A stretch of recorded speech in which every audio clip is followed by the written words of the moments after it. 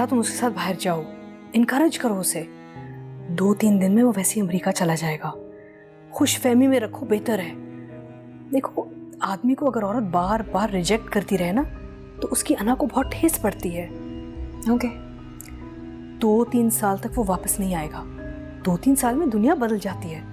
तुम उसको ये यकीन दिला के भेजो कि तुम उसका इंतजार कर रही हो। वैसे मैं सोच रहा था कि जैसे मैं स्टडीज कंप्लीट करके वापस आऊंगा हम फौरन शादी कर लेंगे।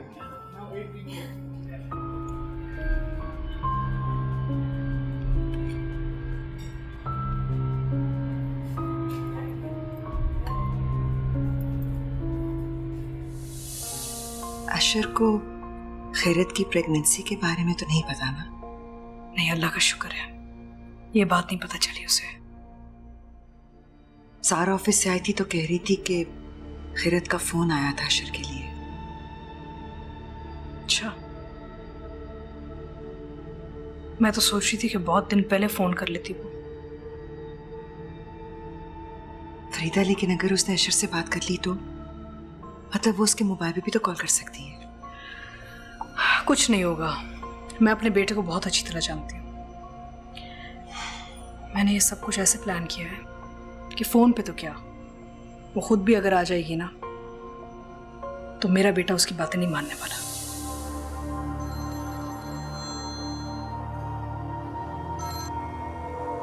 हेलो अशर, मैं खैरत बात कर रही हूँ।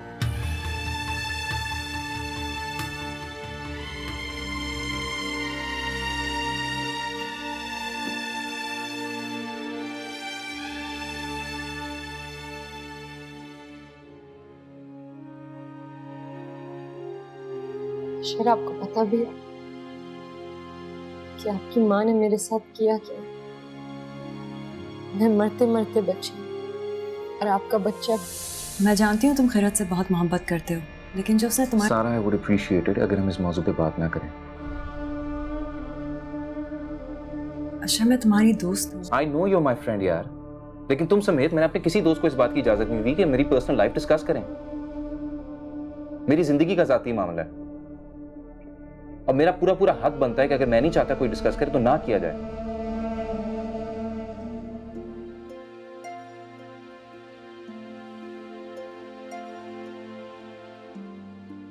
आपको और कुछ है? नहीं बेटा। आप लेंगे? खैरत नहीं आई? वो नहीं आ रही।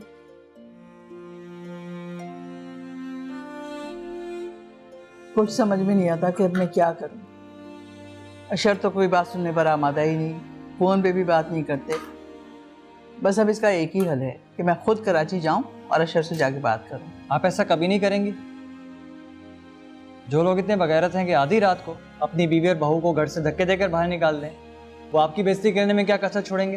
कोई बात नहीं कि वो आपको भी धक्के देकर अपने दफ्तर से बाहर निकलवा दें। लेकिन क्या हुआ है? अम्मी, आप कराची नहीं जाएंगी। ऐसे बेहिस लोगों के पास जाकर मेरी माँ अपनी बेइज्जती करवाए, मैं ऐसा हरगिज बर्दाश्त नहीं कर सकता। आप वहाँ कभी नहीं जाएंगी। मेरी तो समझ में नहीं आता कि अब क्या होगा।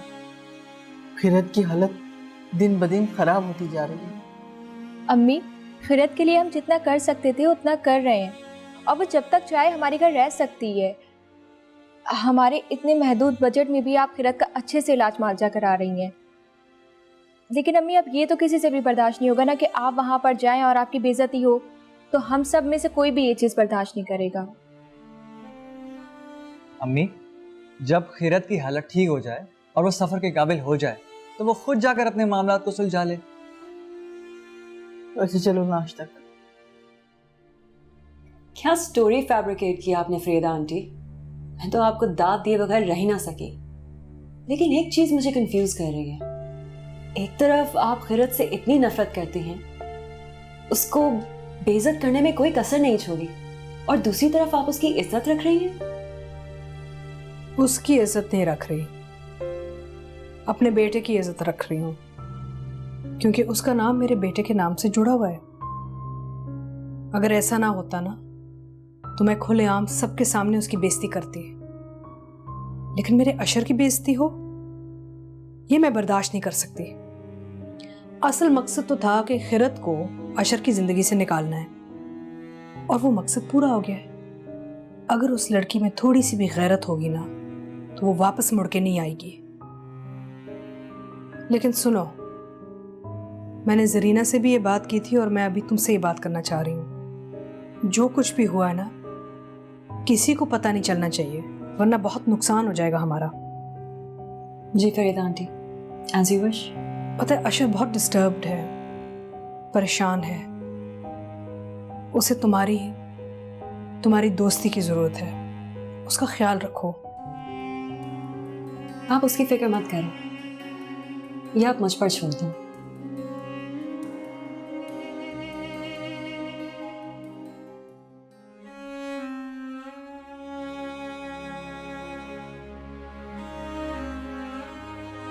पैर की खाक को सर पे चढ़ा लिया था मेरे बेटे ने। इस गलती को ठीक तो करना था। 2 कमरे के क्वार्टर में रहने वाली लड़की, एक सरकारी स्कूल मास्टर की बेटी मेरी बहू बनेगी, मेरे अशर की बीवी बनेगी? ये कैसे हो सकता है?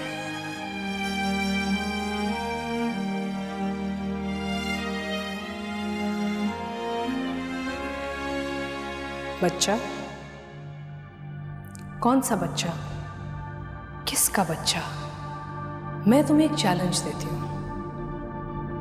अगर तुम मेरी जिंदगी में ये साबित कर दो कि ये बच्चा मेरे अशर का है, और फिर अशर को मनवा लो कि ये बच्चा उसका है, तो तुम जीते, मैं हारी।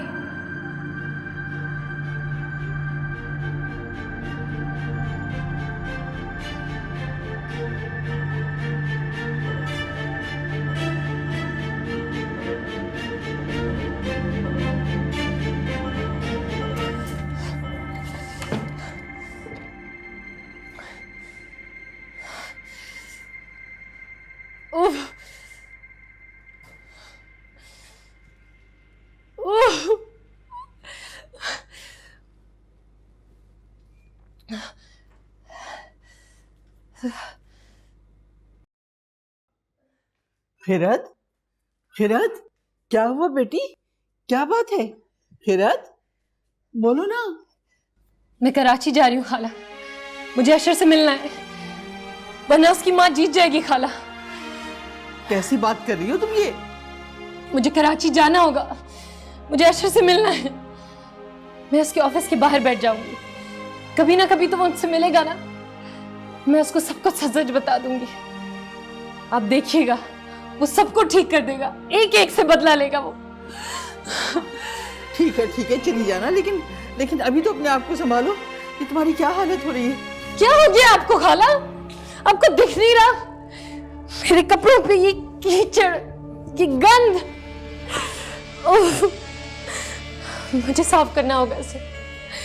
आप साफ करें मेरे लिए। अगर मैंने इसे साफ नहीं किया तो खाला मेरे बच्चे पे लग जाएगी। खाला साफ करें इस गंध को। अरे क्या हो गया है तुम्हें किरण? क्या हो गया है? कोई गंद बंद नहीं है। चलो फायदा, फायदा जल्दी आओ, देखो किरण को क्या हो गया।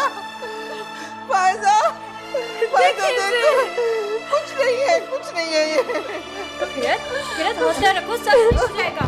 इसको मिटा है मेरे कपड़ों से। अरे मेरी बच्ची। अम्मी आप तो हौसला रखें।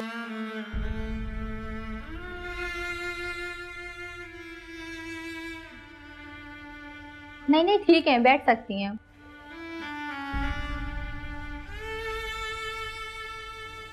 अब कैसी तबीयत है इसकी? रात से बहुत बेहतर है। आप ये दवाई और इंजेक्शन मंगवा लीजिए। जी। बच्चा तो ठीक है? बच्चा बिल्कुल ठीक है, लेकिन आगे एहतियात की बहुत ज़रूरत है। कंप्लीट बेड रेस्ट करवाइए। बेड से बगैर ज़रूरत बिल्कुल ना उठने दें, वरना नुकसान भी हो सकता है। मैं अभी आ रही हूँ 5 मिनट में दवाएं लेके, ठीक?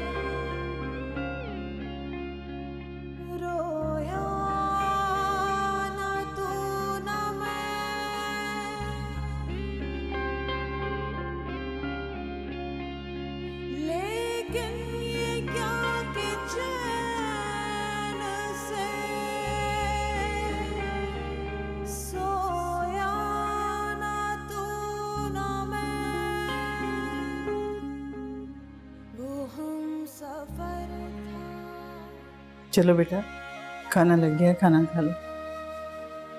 मुझे खाना नहीं खाना, बतूल खाना। तुमने नाश्ते में भी कुछ नहीं खाया था, थोड़ा सा खा लो। मेरा बिल्कुल दिल नहीं चाह रहा। पता है मुझे तुम्हारा दिल नहीं चाह रहा। अपने लिए नहीं, अपने बच्चे के लिए सोचो, उसकी सेहत पर बहुत बुरा असर पड़ेगा। मुझे माफ कर देना बेटा, जो दवाएं और ग़िज़ा डॉक्टर ने तुम्हारे लिए लिख कर दी हैं, होना चाहने के बावजूद भी मुहैया नहीं कर सकती।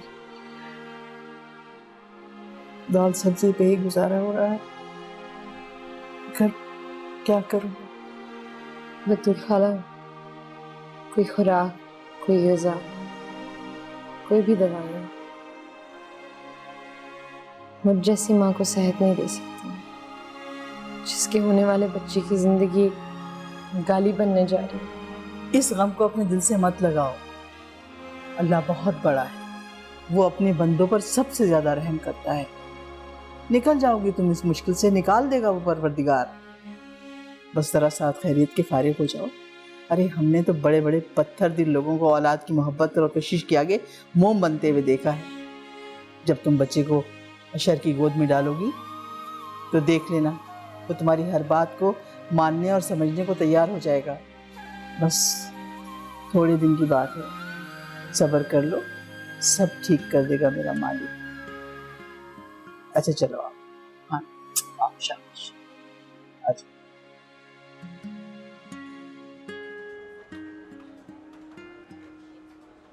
Good morning. Good morning, how are you? I am good. इतनी जल्दी में कहाँ जा रहे हैं आप? कुछ नहीं, वो बॉस के पास जा रहा था।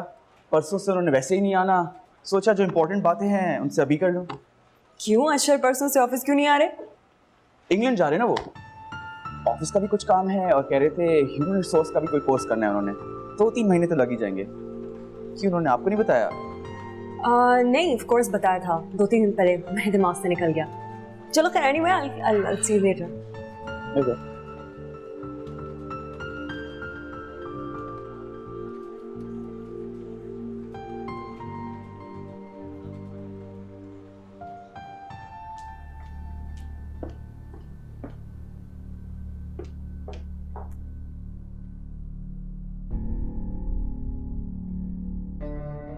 सारा बोलो, खैरियत है? क्या मुझे तुम पे अपना राज होने का भी हक नहीं है? या वो हक भी तुमने बाकी चीजों की तरह मुझसे छीन लिया है? क्यों, क्या हुआ? तुम इंग्लैंड जा रहे हो? तुमने मुझे बताया तक नहीं। मुझे ये बात किसी थर्ड पर्सन से पता लगी अशर। तो क्या हो गया सारा? बताना भूल गया तो इसमें कौन सी बड़ी बात? मैं तुम्हारी दोस्त हूं अशर। तुम्हें क्या होता जा रहा है? तुम मुझसे क्यों दूर जाते जा रहे हो? सारा, फॉर गॉड सेक्स, मैं इंग्लैंड जा रहा हूँ, दुनिया से रुखसत होके नहीं जा रहा। क्यों हो रही हो इतनी इमोशनल तुम?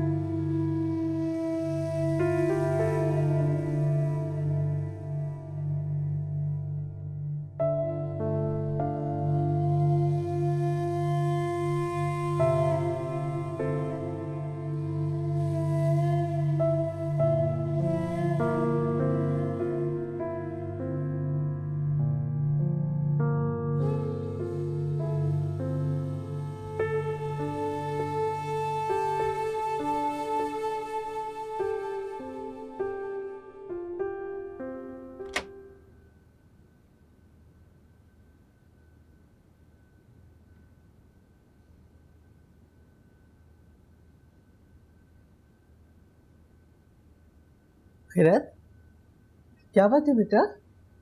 हाँ, कैसी तबीयत है? उल्टी हो गई क्या?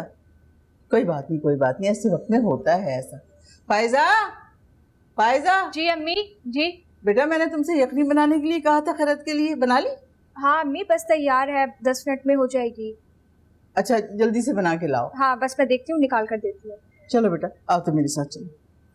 शाबाश, आराम से बच्चे, आराम से मेरे बच्चे।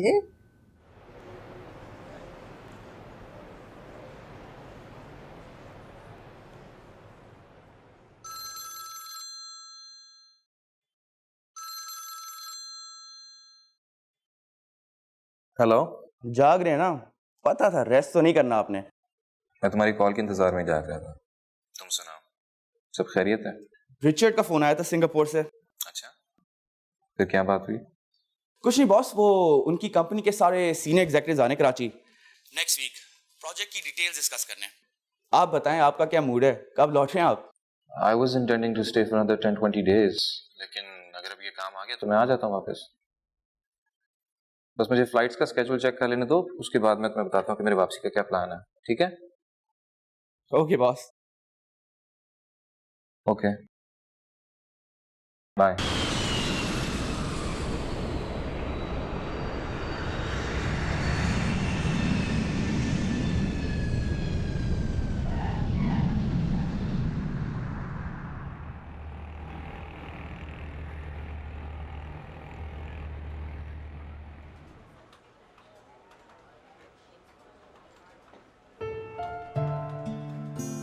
अस्सलाम वालेकुम जनाब। वालेकुम अस्सलाम, कैसी हो? तुम्हें बहुत मिस करती हूँ। ऑफिस में दिल ही नहीं लगता तुम्हारे बगैर, इसलिए कह सकते हो कि इतनी अच्छी नहीं है। That's very kind of you. अच्छा, रजा वापस आ गया सिंगापुर से वो सारी चीजें फाइनल करके? हाँ, ही इज बैक, और जो मीटिंग कैंसिल हुई थी वो हमने वेडनेसडे को कर। अच्छा, तो presentation everything is under control right? क्योंकि मैं काफी दिनों से काफी डिस्कनेक्टेड हूँ काम के साथ। यू नीड टू रिलैक्स, मैंने सब कुछ संभाल लिया है, इट्स ऑल गुड। अच्छा, you're the best. अच्छा, रजा नजर आए तो उसको प्लीज मेरे ऑफिस में भेज देना, ठीक है ना? बात करते हैं बाद में। ओके।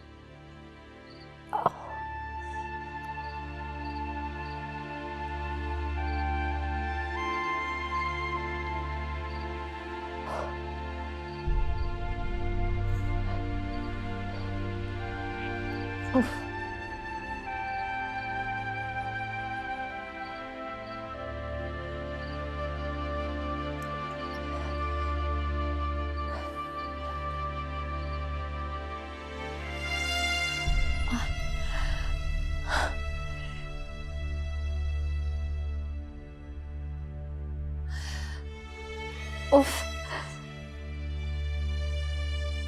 आओ,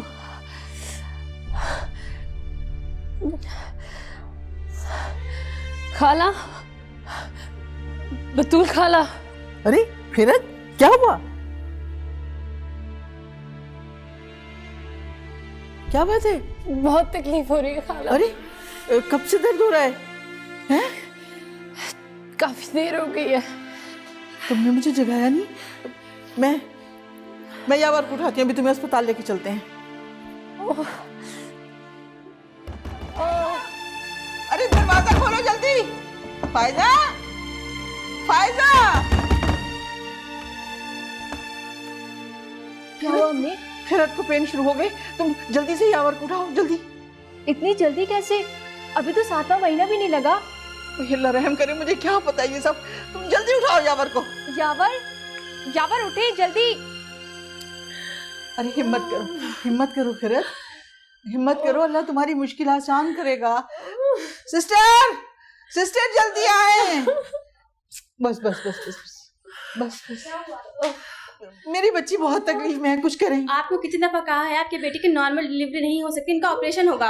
भाई इसीलिए तो कह रही हूँ कि अब जल्दी करें, बहुत उसे तकलीफ हो रही है। आपकी बेटी नहीं, 7 और भी है इसके अलावा। बतूल खाला। जी बेटा जी, मेरा बच्चा। बस अभी डॉक्टर आती होगी। मुझे अपना फोन दे बतूल खाला। फोन? प्लीज। ओह अच्छा ओह ओह।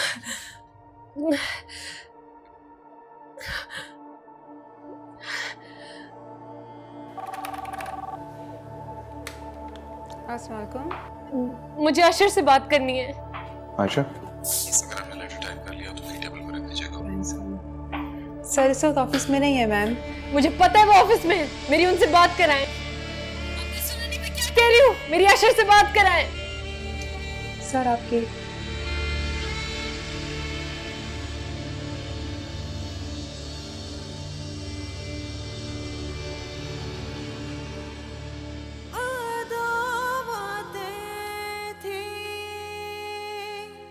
ठीक है, आप जाइए।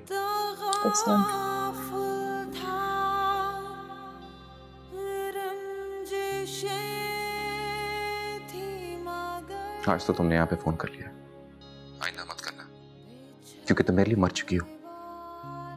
ना मैं तुम्हारी शक्ल देखना चाहता हूँ, ना ही तुम्हारी आवाज सुनना चाहता हूँ। अब से मेरा तुमसे कोई ताल्लुक नहीं।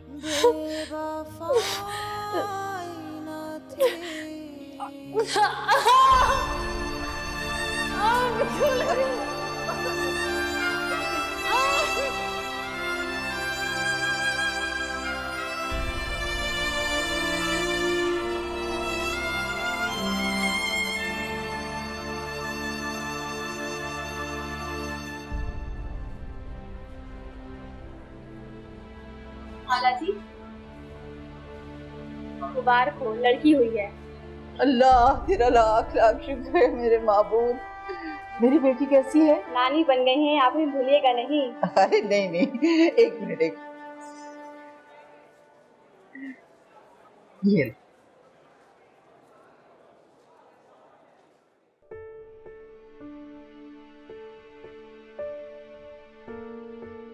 मुझे माफ कर देना मेरी बेटी कि जब तुमने इस दुनिया में आंख खोली, जब इस दुनिया में पहली सांस ली, तो तुम्हें इज्जत और अपना नाम देने वाला तुम्हारा बाप तुम्हारी जिंदगी में कहीं नहीं था। मुझे माफ कर देना मेरी जान कि मैं उस जालिम शख्स से तुम्हारा वजूद तस्लीम ना करवा सकी। ये तुम्हारी बदनसीबी है कि तुम एक ऐसे बाप की बेटी हो जिसने अपनी ही बेटी के वजूद को एक गंदी गाली बना दिया है।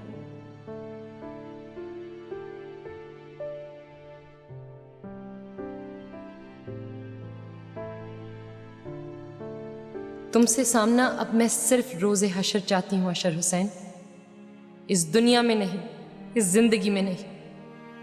यहां तुम ताकतवर हो और मैं कमजोर हूं। जब मुझ पर जुल्म हुआ तो सबसे बड़े जालिम तुम थे। मैं ये बात कभी नहीं भूलूंगी, कयामत के दिन तक याद रखूंगी मैं। और उस रोज जब मीज़ान कायम होगा, जब सबसे बड़ी अदालत लगेगी, सब मुंसिफों से बड़ा मुंसिफ इंसाफ कर रहा होगा, तब तुम्हें कहीं पनाह नहीं मिलेगी। तुम्हारी सारी ताकत उस रोज खाक में मिल जाएगी। जब तक मैं तुम्हें नहीं माफ करूंगी अशर, मेरा अल्लाह भी तुम्हें माफ नहीं करेगा। और अशर हुसैन, अपनी बेटी की कसम खा के कहती हूं, उस रोज मैं तुम्हें माफ नहीं करूंगी।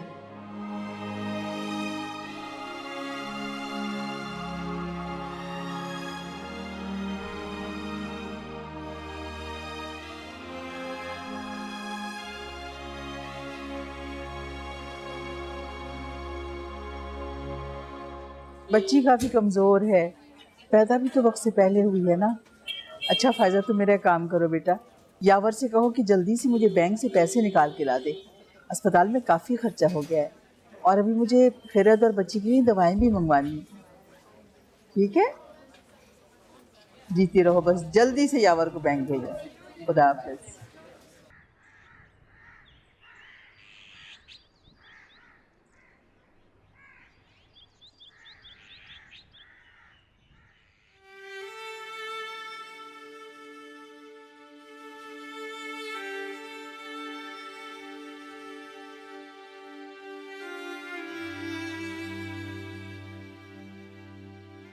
खिरत, हरीम सो गई?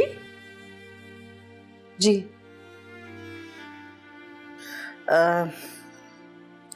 डॉक्टर ने जो उसके लिए नई दवाएं लिखी थी ना, वो मैंने मंगवा ली। क्यों मुझे शर्मिंदा कर रही हैं बतूल खाला? आप वैसे ही बहुत खर्चा कर चुकी हैं हरीम की पैदाइश पर। तुम कैसी बातें कर रही हो हैं? क्या तुम मुझे अपनी माँ नहीं समझती? बतूल खाला, आप तो मेरी माँ से भी बढ़कर हैं। जब सारी दुनिया ने मेरा साथ छोड़ दिया तो आपने मेरा साथ निभाया है। मैं और मेरी बच्ची आप ही की वजह से जिंदा है आज। अब तुमने क्या सोचा है? अफशीन से बात की है मैंने, जॉब के सिलसिले में। उसी के स्कूल में एक मैथ की टीचर की जरूरत है। क्या जॉब करोगे तुम? मैं और बोझ नहीं बनना चाहती आप पे बतूल खाला, अपने पैरों पे खड़ा होना चाहती हूँ। अपनी और हरीम की जिंदगी आप बनाना चाहती हूँ। क्या तुम कराची नहीं जाओगी? अशर से नहीं मिलोगी? नहीं। देखो, तुम्हारा गुस्सा और नाराजगी बजा, लेकिन मेरा ख्याल है कि तुम्हें कराची जाकर अशर से मिलना चाहिए। फोन पर बात करने की वो अहमियत नहीं होती जो आमने सामने बात करने की होती। जब हरीम पैदा होने वाली थी तो तुम सफर के काबिल नहीं थी, इसलिए मैंने तुमसे नहीं कहा। हो सकता है कि अशर के दिल में तुम्हारे लिए गुदाज ना हो, लेकिन बेटी के लिए तो गुदाज होगा उसके दिल में। बतूल खाला, अशर का दिल गुदास हो या सख्त, मुझे कोई फर्क नहीं पड़ता। अशर हुसैन मेरे लिए मर चुका है। वो तुम्हारी बेटी का बाप है, और तुम लोगों के दरमियान जो ये बदगुमानी है, ये अशर की माँ ने करवाई है। वो अपने मकसद में कामयाब हो जाएगी, वरना अशर तो तुमसे मोहब्बत करता था। मोहब्बत? उसने मुझसे कोई मोहब्बत नहीं की बतूल खाला। मैं उसका मनपसंद खिलौना थी। मैं जानती हूँ तुम्हारे साथ बहुत ज्यादती हुई है, लेकिन ज्यादती नहीं हुई है मेरे साथ बतूल खाला। मुझे मेरी हैसियत दिखाई गई। जिस शख्स को मैंने दुनिया में सबसे ज्यादा प्यार किया, उसी ने मेरी हस्ती खाक में मिला दी। मेरी रूह को मार डाला उसने। मुझसे जिंदगी में सर उठा के जीने का हक छीन लिया उसने। मेरी बेटी के वजूद को एक शर्मनाक गाली बना दिया। अशर तुमसे बदगुमान, तुम मुझसे नाराज, इस तरह तो तुम लोगों में दूरी बढ़ती ही चली जाएगी, और यही उसकी माँ का मकसद है। और जब तुम अलहदा हो जाओगे तो वो अपने मकसद में कामयाब हो जाएगी। बतूल खाला, फरीदा हुसैन कौन थी और उसने मेरे साथ क्या किया, मुझे कुछ याद है तो सिर्फ ये कि जिस शख्स ने मुझे जिल्लत और रुसवाई दी, वो इस सारी दुनिया में मेरा एक वाहिद अपना था। हरीम के पैदा होने का लम्हा अशर हुसैन के इंतजार का आखिरी लम्हा था। तुम्हारी हर बात सही, तुम्हारा गुस्सा बजा, तुम 100% हक पर हो, लेकिन जरा ये तो सोचो कि तुम एक बेटी की माँ भी हो। तुम किस तरह उसे अकेले परवरिश करोगी? जिंदगी में खुदा ना खास्ता कोई बुरा वक्त आया या मुश्किल आई तो तुम कैसे उसका मुकाबला कर सकोगी? क्या जिंदगी में इससे बुरा वक्त भी आ सकता है बतूल खाला? क्या उस रात से बुरा वक्त कोई और हो सकता है?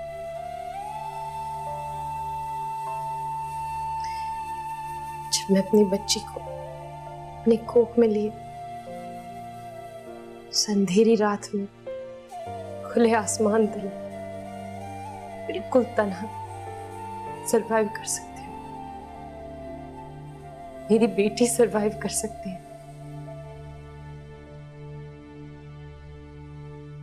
तो हम दोनों अपनी जिंदगी उस शख्स के बगैर गुजार सकते हैं। सोच समझ के फैसला करना, जो भी कुछ करो।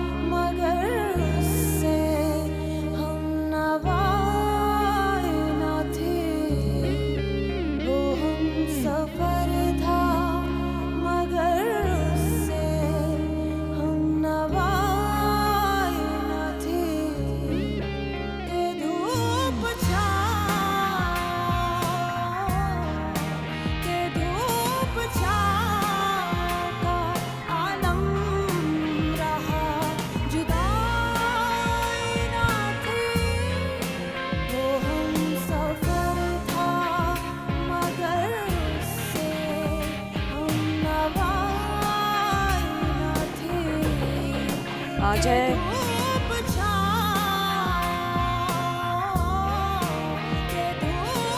आपका दोस्त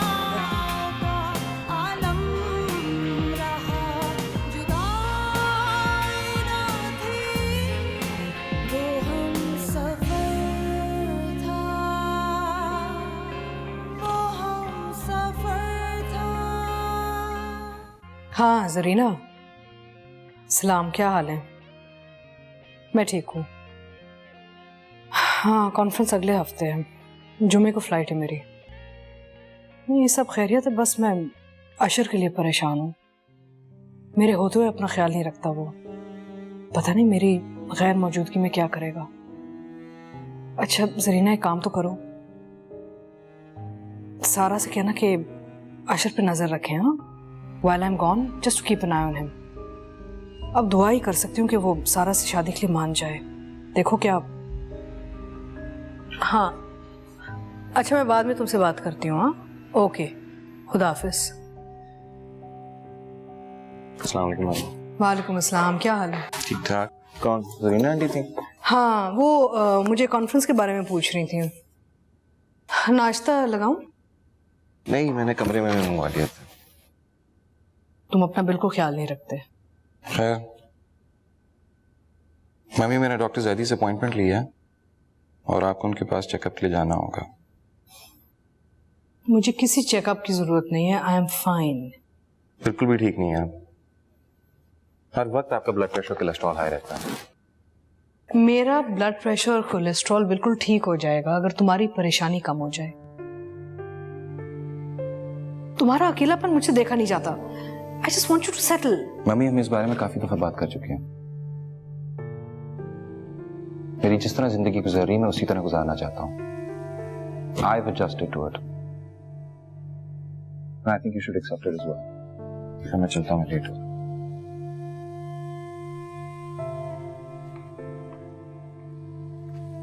खुदा हाफिज। खुदा हाफिज।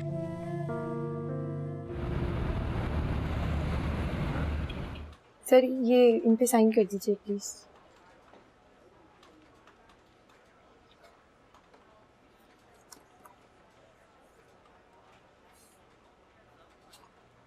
आज कौन सी अपॉइंटमेंट है मेरी? सर 10 बजे शाह ग्रुप के साथ आपकी मीटिंग है, फिर मिस्टर लगारी के साथ आपका लंच है, 3 बजे आपको फैक्ट्री जाना है। शाह ग्रुप के साथ मीटिंग? जी सर।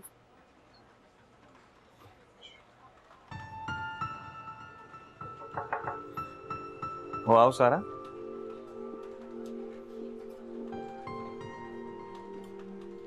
काम के वक्त आपको डिस्टर्ब तो नहीं किया? नहीं, बैठो। ओ, मेरी याददाश्त को क्या होता जा रहा है। शाह ग्रुप की मीटिंग बिल्कुल ही भूल गया मैं। मुशकुफ्ता ने याद दिलाया अभी। मुझे याद थी। खैर वो डिस्कशन भी कर लेंगे, लेकिन पहले हमारा मॉर्निंग कॉफी रिचुअल हो जाए। कॉफी मैं ऑर्डर करके आई। Okay, that's good, thank you। You're welcome। जानते हो अशर, जब तक तुम्हारे साथ सुबह की कॉफी ना पी लो ना, मुझे लगता है मेरा दिन ही नहीं शुरू हुआ। वो इसलिए क्योंकि इतने सालों से तुम ये रिलीजियसली रिचुअल फॉलो करती जा रही हो। चलो, एक चीज तो नहीं बदली तुम्हारी, मेरे साथ सुबह सुबह कॉफी पीने की। क्यों? बाकी आदतें बदल गई क्या? सिर्फ आदतों में नहीं, तुम पूरे के पूरे बदल चुके हो। जानते हो अशर, कभी कभार जब मैं हमारी यूनिवर्सिटी के साल याद करती हूँ ना, तो खो सी जाती हूँ। मुझे वो अशर याद आता है जो मेरे साथ खुलकर हंसा करता था, जो जिंदगी के हर मोमेंट को एंजॉय करता था।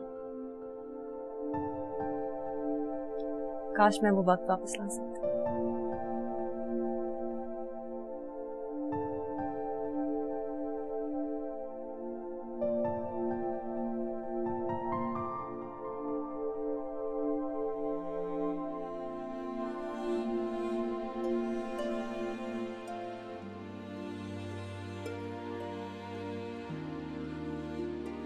वक्त के साथ इंसान बदल जाते हैं तो आते तो बहुत छोटी चीज है।